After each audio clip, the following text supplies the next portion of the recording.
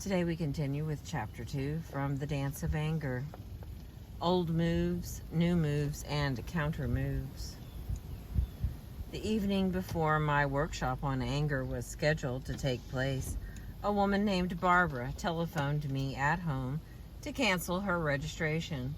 In a voice that conveyed both resentment and distress, she told me the following.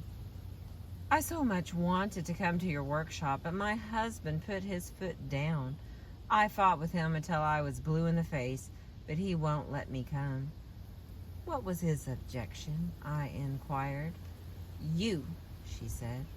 He said that you were a radical women's libber and that the workshop was not worth the money. I told him that you were a well-known psychologist and that the workshop would certainly be very good. I'm sure the workshop is worth the money, but I couldn't convince him of that. No, was his final word. I'm sorry, I said. Yes, so am I, she continued. And I've had a terrible headache since then and a good cry. But I did put up quite a fight. In fact, my husband even agreed that I could use some kind of help with my anger because I behaved so badly. I hung up the phone and thought about the brief conversation that had just taken place. Excuse me. Clearly, this woman did not have to cancel her registration to the workshop. She could have chosen to do otherwise. She could not, however, have chosen to do otherwise without consequences. Perhaps the consequence that she feared was the loss of her most important relationship. What is your reaction to the telephone conversation? Do you think her husband is a real chauvinist? Or, what an insecure and frightened man? Do you think, I feel sorry for this poor woman? Or, this masochistic woman sure could use some therapy? Or, why didn't she pick herself up and go to the workshop? Do you think he is to blame? How can he do this to her? Or, she is to blame. How can she allow him to make decisions about her life? Or, society is to blame. How sad it is that we teach men to do this and teach women to take it. Do you think she is upset because her husband won't let her go to the workshop? Or she is upset because she is giving in? Do you think I can see myself in her? Or I can't relate to this at all? We may each have our own personal reaction to what Barbara says.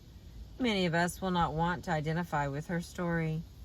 Yet, what she does and how she feels is far from outdated or unique. She submits to unfair circumstances. She does not feel in control of her life. She has not effectively addressed the real issues at hand. She is unclear about her own contribution to her dilemma. She sacrifices her own growth to bolster and protect her husband. She preserves the status quo in her marriage at the expense of her own self. She avoids testing how much flexibility her marriage has to tolerate change on her part. She feels helpless and powerless. She turns anger into tears. She gets a headache. She does not like herself. She believes that she behaves badly. Are any of the above unfamiliar to you? Probably not. One or all of these things happen to us when we engage in ineffective fighting and blaming, or when we are afraid to fight at all. Unlike some women who dare not differ with their husbands or lovers, Barbara has no problem getting angry.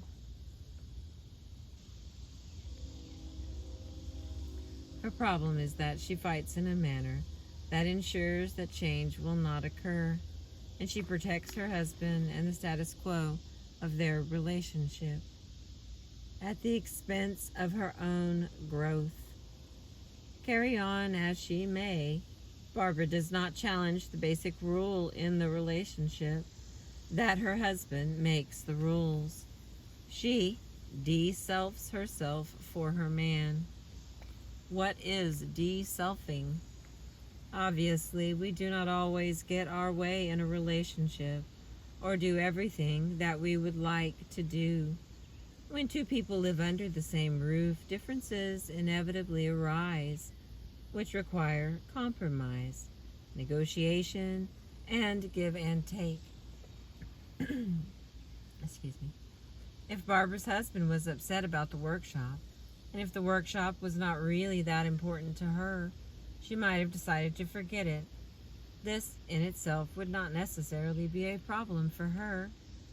The problem occurs when one person, often a wife, does more giving in and going along than is her share, and does not have a sense of clarity about her decisions and control over her choices. De-selfing means that too much of oneself, including one's thoughts, wants, beliefs, ambitions, is negotiable under pressures from the relationship. Even when the person doing the most compromising of self is not aware of it, de-selfing takes its inevitable toll. The partner who is doing the most sacrificing of self stores up the most repressed anger and is especially vulnerable to becoming depressed and developing other emotional problems. She, and in some cases he, may end up in a therapist's office excuse me, or even in a medical or psychiatric hospital saying, "What is wrong with me?" rather than asking, "What is wrong with this relationship?" Or she may express her anger, but at inappropriate times, over petty issues, in a manner that may invite others simply to ignore her or to view her as irrational or sick. A form of deselfing common to women is called underfunctioning. The underfunctioning, overfunctioning pattern is a familiar one in couples. How does it work? Research in marital systems has demonstrated that when women and men pair up, they stay paired up. They are usually at the same level of independence or emotional maturity. Like a seesaw, it is the underfunctioning of one individual that allows excuse me, for the overfunctioning of the other.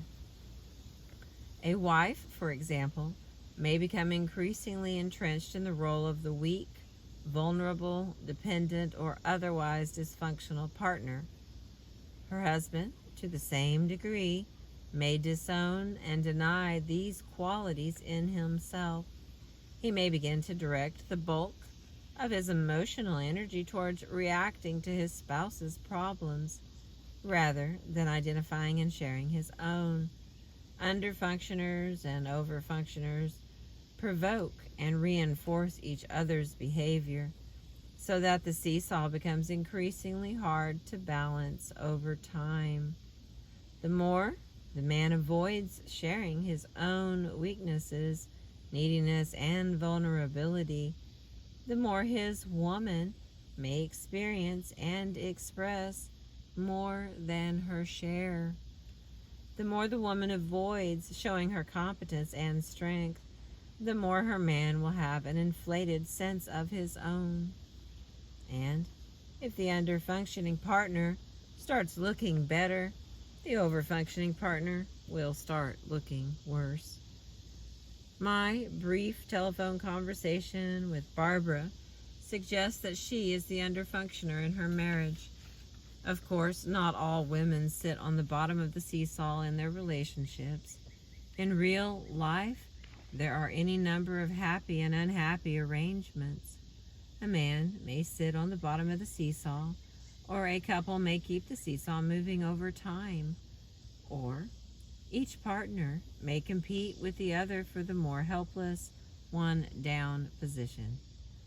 What is important is that being at the bottom of the seesaw relationship is culturally prescribed for women, while individual women may defy or even reverse the prescription. It in fact underlies our very definitions of femininity and the whole ethos of male dominance. women are actively taught to cultivate and express all those qualities that men fear in themselves and do not wish to be weakened by. And of course, cultural teachings that discourage us from competing with men or expressing anger at them are paradoxical warnings of how hurtful and destructive the weaker sex might be to men if we were simply to be ourselves. Sure enough, those old dictates to play dumb, let the man win, or pretend he's boss, are out of vogue. But their message still remains a guiding rule that lurks in the unconscious of countless women. The weaker sex must protect the stronger sex from recognizing the strength of the weaker sex, lest the stronger sex feel weakened by the strength of the weaker sex. We learn to act weaker to help men feel stronger and to strengthen men by relinquishing our own strength. Underfunctioning can take any number of forms. It may be as subtle as a wife's turning down a job opportunity or avoiding a new challenge when her husband gives a covert communication that he would prefer things to remain as they are, or when she fears he would feel threatened by such a change. A woman may protect her man by confining herself to work that he prefers not to do, and by failing to recognize and develop interests and skills in his areas. She may, in the process, acquire emotional or physical problems. Underlying her various complaints lurks the unconscious conviction that she must remain in a position of relative weakness for her most important relationship to survive. If the woman is further convinced that she herself cannot survive without the relationship, she will, like Barbara, vent her anger in a manner that only reinforces the old familiar patterns from which her anger stems. Thank you for listening.